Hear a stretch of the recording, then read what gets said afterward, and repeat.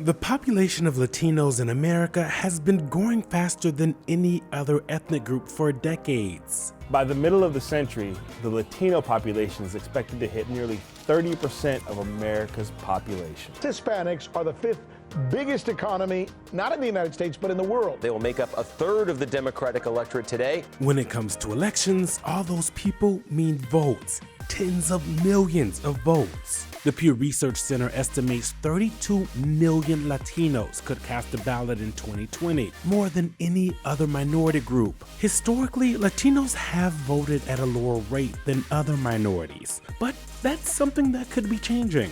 A UCLA study found 96% more Latinos voted in 2018 than the last midterm elections. Even in red states like Texas, where 830,000 more Latinos voted in 2018 when compared to 2014. So we came to Houston, Texas, the site of the third presidential Democratic debate and the state that's home to more than 7 million Latinos, to see what the Democratic Party needs to do to harness that Latino voting power in 2020 and beyond.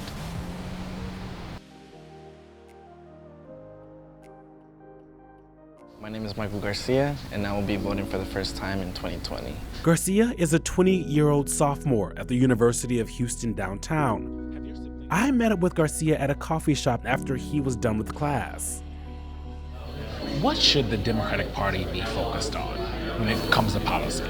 The Democratic Party should be focused on, I believe, immigration, education very much, and healthcare.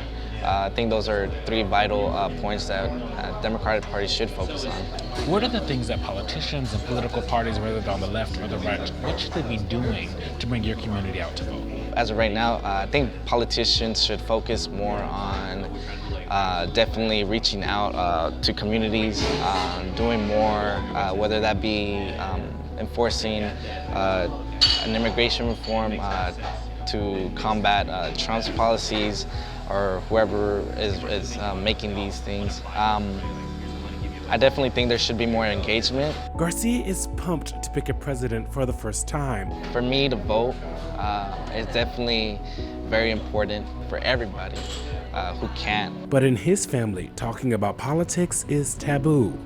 They'll be like, oh no, don't vote, don't do this. At the end of the day, it's not gonna matter.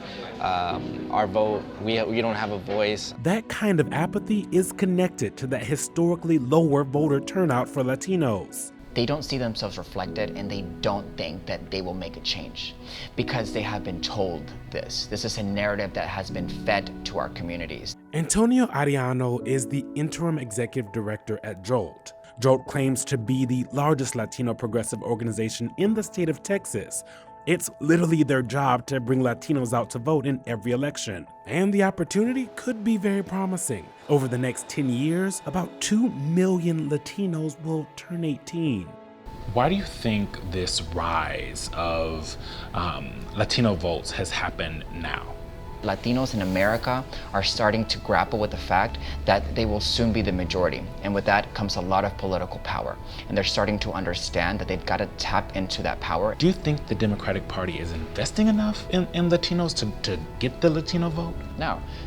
I don't believe that the Democratic Party is investing enough. I think that there's still a lot of room for growth. The Democratic Party needs to stop treating Latinos as a given entity and start treating Latinos as a constituency that demands recruitment. We are in this cyclical cycle where candidates particularly say, well, we're not going to invest in the Latino community because they don't vote. And so they don't invest. And because they don't invest, nobody knocks on that door. And you don't knock on that door, we don't come out to vote. A prime example of that cycle is Nancy Fuentes, a student at Texas Southern University. Because I was one who didn't vote, and I shouldn't have not voted. She's exactly the voter that the left needs to get more involved. I didn't vote because I felt back then that my voice didn't matter. I felt then that at this point we had already lost. Like, as soon as, he had this massive people like going for him, like his whole rally that he had in Houston was chaotic, and I knew then we were just losing it. But I regret not voting. So what changed for you between, not voting the last time and then really being adamant that you're going to vote this time? Because I realized that I am a U.S. citizen and that I have the privilege to vote, and I shouldn't take that for granted, because I feel that there's parents out there who wish they could vote for themselves, for their generations, for their household. Fuentes came to that realization on her own, but if Dems are hoping to harness the growing political power of Latinos, they're gonna have to do some work. Back in DC, I headed to the Democratic National Committee's offices to sit down with Chair Tom Perez to get a sense of his party's strategy on Latino voter turnout. What's the pitch to Latino voters about why they should vote for Democrats? The Democratic Party has your back on the issues that matter most. Latinos want to make sure that they have access to health care. Latinos want to make sure that their children have access to a quality education, and this president keeps cutting funding for education. Latinos care about gun safety. Latinos care about immigration reform. This president has disrespected the Latino community more than any president in American history. And Latinos in 2018 came out in force. What is the strategy to harness that political power? Because historically, Latinos have lower voter turnout. We have more work to do. We made a lot of progress in 2018, and you look at places like Texas. It's all about organizing early, organizing with our partners, organizing in those key states, and leading with our values. Do you think that Democrats have done enough to deserve the vote of Latinos? All politics is personal. When politics becomes transactional, that is, you show up every 4th October asking for someone's vote, that's not a recipe for sustained success. I was with some of the young people who were organizing in Milwaukee this summer, and I asked them, what are you learning?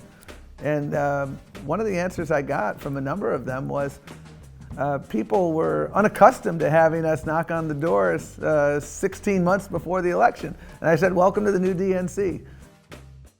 Politicians need to do a better job at understanding that America is becoming increasingly browner and blacker. They need to understand that this is not stopping anytime soon, and that we need to start adjusting. And we have to start, as communities of color, addressing the issues that affect us firsthand, unapologetically, going forward, and not waiting any longer to be black, brown, and brilliant.